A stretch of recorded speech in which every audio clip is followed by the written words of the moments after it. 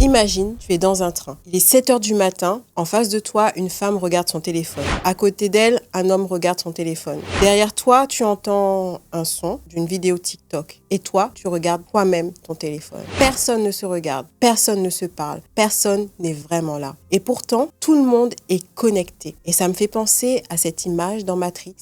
Tu vois des cocons, des humains allongés, immobiles, branchés à une machine. Personne n'est là. Et pourtant, tout le monde est virtuellement quelque part. Dans un fil Instagram qui n'en finit plus, dans la vie d'une influenceuse qu'ils suivent comme si c'était la leur, dans une série Netflix dont ils ne peuvent plus décrocher. On vit dans un monde où on peut parler à des gens à l'autre bout de la planète en quelques secondes. Suivre la vie de centaines de personnes sans jamais les avoir rencontrées. Savoir ce qu'il se passe partout et en même temps ne plus savoir ce qu'il se passe en nous. Dans cette vidéo, je vais faire comme Morpheus. Je vais te tendre la pilule rouge, celle qui te permet de voir ce qui se joue vraiment dans ce monde virtuel. Parce que la vraie question, celle qui dérange, c'est celle-ci. Comment les réseaux sociaux sont-ils arrivés à nous déconnecter de notre propre vie? On est tous connectés partout, tout le temps, et pourtant, on n'a jamais été aussi déconnectés du réel. Qu'est-ce qui fait qu'autant de personnes sont happées au point de ne plus vraiment choisir, au point de ne plus vraiment décider et ne plus vraiment vivre leur vie? C'est exactement ce qu'on va décrypter ensemble.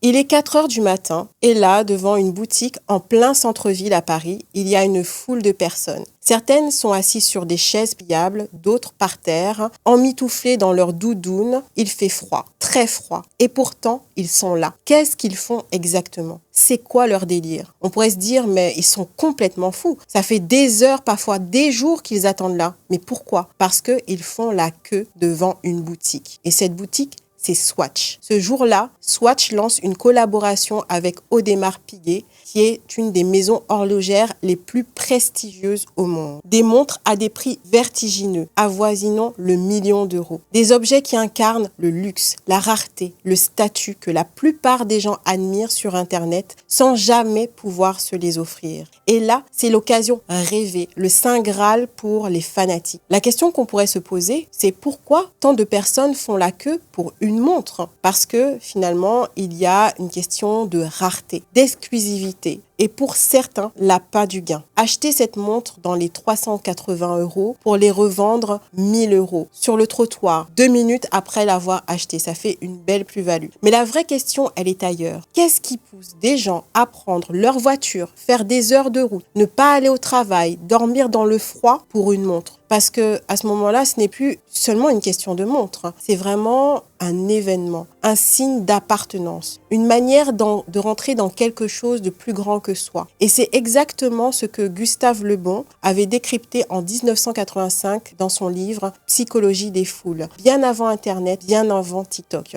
Il explique dans son livre qu'une émotion circule sur les réseaux, dans ce cas-là, et l'algorithme l'amplifie. Et sans vraiment s'en rendre compte, des milliers de personnes se lèvent, prennent leur voiture, dorment dans le froid, font la queue pendant des heures. Les gars, je voulais pas parler de ça, mais comment ça, ces petites montres, arrivent à provoquer ça, puis elles ont même réussi à provoquer des bagarres.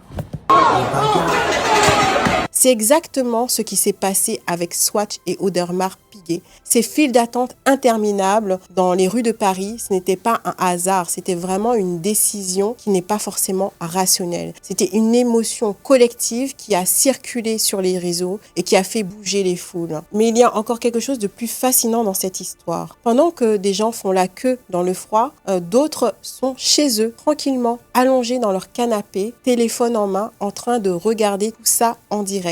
Et ils commentent, mais ils sont complètement bêtes. Il aurait dû attendre et vendre cette montre 1700 € plutôt que 1000 €. Donc là, vous allez me dire, il y a des humains, ils ont campé devant des magasins, ils ont chié dans la rue, ils sont mangés des bombes lacrymo dans la gueule pour ça. Et c'est là que quelque chose de troublant se passe. Des personnes vivent l'expérience dans la vraie vie pendant que d'autres la vivent par procuration depuis leur petit écran. Et les deux ont l'impression de participer, d'être là, de vivre quelque chose. Et c'est ça le piège. On ne regarde plus seulement la vie des autres, on commence à la vivre à travers les autres. Mais est-ce que c'est vraiment vivre? Et ce phénomène de foule ne s'est pas arrêté qu'à la boutique. Swatch. En janvier 2026, Benoît Chevalier, un influenceur et créateur de contenu qui a des milliers d'abonnés, fait des tutos make-up, partage son lifestyle. Il a décidé un jour d'organiser un meet-up de manière improvisée sur Paris. J'ai une annonce à vous faire. Le 31 décembre, on s'est tous réunis dans le plus grand des secrets et je leur ai annoncé quelque chose.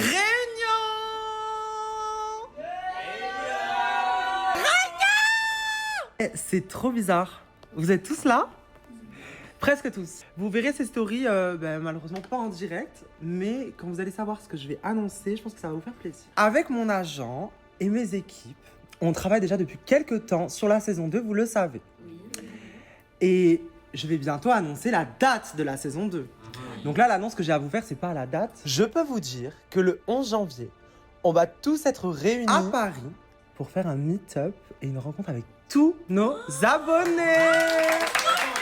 Et bien sûr, Batchi fait partie de l'événement. Il y aura du maquillage offert pour les 1000 premiers. Alors dépêchez-vous, faudra pas venir pleurer quand il y en aura plus. On vous donne rendez-vous ce dimanche 11 janvier. Et il a fait son annonce simplement sur les réseaux et en pensant que voilà, c'était juste telle heure, telle date. Il pensait qu'il y aurait une 50aine de personnes qui se seraient déplacées dans cette brasserie. Sauf que ce n'est pas 50 personnes qui se sont présentées, c'est 15 000 personnes. Et lui-même a été choqué. Depuis l'intérieur de la brasserie, il apprend qu'il y a des enfants de 6 ans qui ont été pris dans la foule, des gens qui ont été bousculés par le mouvement de masse et transportés en civière à l'hôpital. La préfecture de police l'a convoqué, il est emmené au commissariat. Le préfet a annulé le meet-up. Voilà, au bout d'une heure 30, on a vu peut-être 1000 personnes. Mais dehors, il y a peut-être entre 10 et 15 000 personnes. Je suis choqué. Je ne pensais pas qu'il y aurait autant de monde. Il y a la police partout. Là, il y a la police qui est en train d'évacuer. Voilà. C'est fini. Je suis dégoûté partout. Donc c'est fini. Les plateaux télé, eux, avec les réseaux, se sont mis à commenter et à juger tout ce qui s'est passé. Certains ont même dit qu'ils ne connaissaient pas cette personne-là. Comment est-ce que c'est possible qu'elle ait ameuté et fait bouger autant de personnes? D'autres personnes ont pointé sa responsabilité en tant qu'influenceur. On sait qu'avant 2020, si une personne décidait d'organiser un événement, il y avait peut-être effectivement une 50aine de personnes qui se présentaient, mais que maintenant, en 2026, quand on a plusieurs millions de personnes qui nous suivent, c'est important aussi d'encadrer ce genre d'événements et d'anticiper les débordements. Mais aujourd'hui, avec les algorithmes, tout a changé et Benoît Chevalier, sans le vouloir, est devenu exactement ce que Lebon a écrit dans son livre. Benoît Chevalier, c'est un meneur, quelqu'un qui va créer des fortes émotions au sein de sa communauté. Et l'algorithme va amplifier ces émotions. Et les foules, dès qu'il fait une annonce, vont bouger. C'est la psychologie des foules. Lebon décrivait ça en 1895. Un meneur, une émotion forte, une impression de rareté et de prestige, et les foules bougent. Naturellement, presque automatiquement. Et ce phénomène est encore plus fort avec l'avènement d'Internet et les réseaux sociaux parce qu'avant, il fallait attendre un magazine, une interview, une apparition télé. Et aujourd'hui, la personne, elle est là virtuellement tous les jours, en story le matin, dans les lives le soir, dans les confidences du week-end. C'est l'ingrédient de la répétition qui est décrit dans le phénomène des fous, dans le livre de Lebon. Et peu à peu, on a l'impression finalement de connaître les personnes qu'on voit tous les jours sur les réseaux. On connaît leur visage, au réveil, on connaît leurs habitudes, on connaît leurs coups de fatigue, leurs coups de gueule, leurs disputes, leurs victoires, leurs projets. Et cette familiarité, elle crée quelque chose de très puissant. Une relation parasociale, un lien à sens unique où on a l'impression d'avoir une vraie relation avec quelqu'un qui en réalité n'existe pas. Et plus cette impression est forte, plus la frontière entre confiance et fascination devient fragile. Et finalement, tu vois à quel point créer une communauté en ligne peut être très fort pour gagner la confiance. Et quand la confiance est là, tu peux faire bouger des personnes qui d'ordinaire n'auraient même pas levé le petit doigt. Mais que se passe-t-il quand cette influence touche à quelque chose de plus fort, la confiance? C'est exactement ce qui s'est passé avec une influenceuse qu'on appellera Amel. Pendant des années, elle a partagé sa vie, ses galères, ses blessures, sa reconstruction après une séparation, sa façon de remonter la pente. Et des milliers de femmes la regardent tous les jours, en story, en post, en live, au point d'avoir l'impression que c'est presque une amie, une sœur, quelqu'un qui était là pour les faire avancer. Et quand une personne t'a accompagné pratiquement au quotidien, même virtuellement pendant des mois, parfois des années, eh bien, elle finit par devenir bien plus qu'un simple compte Instagram pour toi. Elle devient quelqu'un en qui tu peux avoir confiance, quelqu'un dont tu penses qu'elle te veut du bien. D'ailleurs, si tu la rencontrais en vrai, tu la remercierais, tu la tutoierais presque comme si tu l'avais vue la veille. Sauf que ce n'est pas le cas. Et un jour, Amel, cette influenceuse, va lancer une formation pour aider ses fans à générer 10 000 € par mois en créant un business en ligne. Qui ne voudrait pas de ça? Plus de liberté, plus de sécurité financière. Et tout ça, c'est possible grâce à son influenceuse préférée, qui a d'ailleurs l'air de bien s'y connaître en réseaux sociaux. Alors tu vois que grâce à elle, tu as la possibilité de sortir d'une situation financière compliquée, la possibilité d'évoluer enfin dans ta propre vie. Sauf que cette formation, elle ne coûte pas 2 €, mais près de 3 000 €. Et lors d'un live qui parle de cette formation, tu te dis « Ok, j'aime trop cette fille ». Donc la plupart des personnes censées se poseraient à ce moment-là, c'est comment se fait-il que des femmes, parfois dans des situations précaires, des femmes isolées, des femmes avec des enfants en bas âge, acceptent de mettre autant d'argent dans une promesse aussi forte? La réponse facile serait de dire elles sont naïves, mais ce n'est pas si simple que ça. C'est exactement le phénomène que je t'explique depuis le début dans cette vidéo, l'influence des foules et les leviers qui sont mis en place pour les faire bouger. Parce que ce qui a été construit pendant des années, des mois, n'est pas seulement de la visibilité. C'est un lien émotionnel, une confiance tissée jour après jour. Et dans ce contexte, acheter ne ressemble plus à acheter. Ça ressemble à faire confiance, à rejoindre un mouvement, à passer du côté de l'élite, à croire qu'on va enfin être déjà dans la matrice de l'influence. On ne choisit plus vraiment rationnellement, on se laisse porter. On appuie sur payer en pensant agir librement alors qu'on a déjà été préparé, pour ne pas dire conditionné depuis longtemps à ouvrir le portefeuille. Et le problème, c'est quand l'intention de la personne qui est derrière cette formation n'est pas tout à fait bienveillante et qu'elle n'arrive pas à tenir ses promesses. Dans le cas d'Amel, elle voulait se faire de l'argent sur le dos de sa communauté. Les coachs qu'elle avait soi-disant embauchés pour cette formation, c'était des anciens élèves qui n'avaient pas réussi à avoir des résultats. Les cours en ligne annulés sans prévenir. Les projets de business pour leurs clientes, c'était des projets générés par intelligence artificielle. Et là, tu comprends bien que les espoirs, s'effondrent. C'est pas seulement de l'argent, de la formation qui est partie en fumée, c'est la confiance en cette personne, le temps, l'énergie et les espoirs qui se sont envolés. Parce que derrière les chiffres d'affaires générés par les ventes de la formation d'Amel, il y a de vraies vies avec de vraies personnes, des humaines, des familles à nourrir, parfois des dettes à femmes qui croyaient sortir la tête de l'eau et qui se retrouvent encore plus dans la merde. Ce que je te raconte, c'est une vraie histoire. Et d'ailleurs, ces élèves de cette formation, certaines ont porté plainte et témoignent sur les réseaux pour alerter. Et l'histoire de ces femmes, ce n'est pas un cas isolé. On retrouve ces phénomènes partout sur Internet et avec les réseaux, avec la même logique. En immobilier, en te vendant une formation pour acheter ton premier bien, en crypto-monnaie pour t'apprendre à investir, en dropshipping pour lancer des revenus récurrents en dehors de ton job. Toutes ces formations miracles qui te vendent des revenus rapides en quelques semaines, voire quelques mois, te promettent une transformation physique express moyennant quelques milliers d'euros. Dans ces promesses, il y a toujours les mêmes ingrédients issus des stratégies d'influence. Une promesse forte, presque et souvent irréaliste, des jeux sur tes émotions, une figure charismatique, un influenceur, un gourou, un mentor, des témoignages, une communauté, un sentiment d'urgence et de rareté, et souvent une douleur très bien ciblée.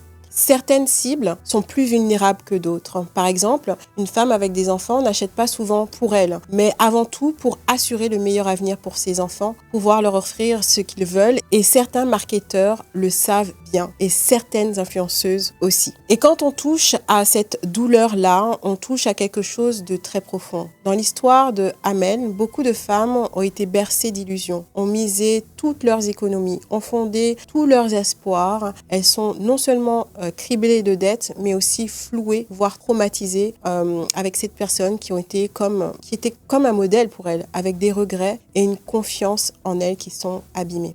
Alors si tu veux te lancer dans quelque chose sur les réseaux, prends du recul, fais les choses étape par étape et demande-toi si ça sert vraiment tes intérêts ou celui de cet influenceur. Parce que tout ce qui vaut vraiment quelque chose, ça prend du temps. Comme perdre du poids, ça ne se fait pas en un claquement de doigts, ça prend de l'énergie, de la régularité, de la patience. Les promesses rapides, c'est encore te vendre l'illusion de rêve et te prendre ton énergie, ta confiance, ton argent et finalement toucher à ton estime pour quelque chose qui finalement n'en vaut pas le temps ni l'énergie. Ce que l'on se rend pas compte avec ce que je t'ai partagé ici, avec Swatch, Aude Marguet, Benoît Chevalier, Amel l'influenceuse. Influencer les foules, ça n'existe pas que sur les réseaux. On le retrouve aussi dans d'autres domaines comme la religion, les sectes et même dans la politique. Les plus grands de ce monde savent exactement comment influencer les foules en créant une émotion comme la peur.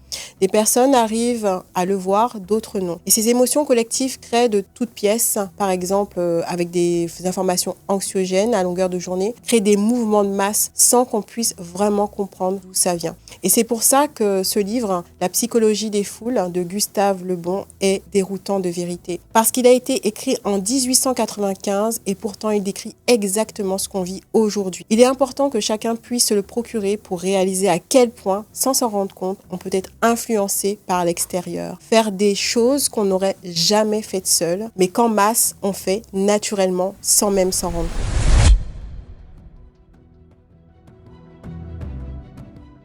Alors finalement, on a bien vu que lorsqu'on passe à l'action sur les réseaux, on n'est pas toujours vraiment maître de soi. Il existe des mécanismes invisibles, comme la psychologie des foules, qui nous poussent à passer à l'action. On a tendance à regarder de loin les gens qui font la queue pour une montre, ceux qui traversent Paris pour voir un influenceur 30 secondes, celles qui mettent toutes leurs économies dans une formation en ligne et se dire « mais comment est-ce qu'ils ont pu croire à ça ?» Alors qu'en réalité, ces personnes ne sont pas dupes. Elles sont influencées par des mécanismes très précis que les marketeurs connaissent très bien et que certains influenceurs utilisent parfois sans même s'en rendre compte. Et la vraie question, elle est ici. À partir de quand revient-on vraiment maître de ses propres choix, de ses propres décisions? Quand on est exposé à longueur de journée à un algorithme, que ce soit au boulot, à la maison, dans les transports, on est tous sujets à être influencés. Même commenter un post, c'est répondre à une émotion qui a été créée pour nous inviter à interagir, pour nous maintenir dans le flux. Et ce n'est pas seulement de nous qu'on se déconnecte, ce sont aussi des personnes qui sont autour de nous. Des dîners en silence où chaque membre de la famille est sur son téléphone, ces soirées en couple où l'écran s'est glissé entre deux personnes qui auraient pu se parler. Et la question que j'ai envie de te poser, c'est est-ce que tu penses que les réseaux sociaux nous volent notre vie ou bien est-ce qu'ils nous connectent encore? Si ce sujet t'a parlé, j'ai créé une vidéo sur le scrolling, le sucre et la fatigue et tu peux la regarder en cliquant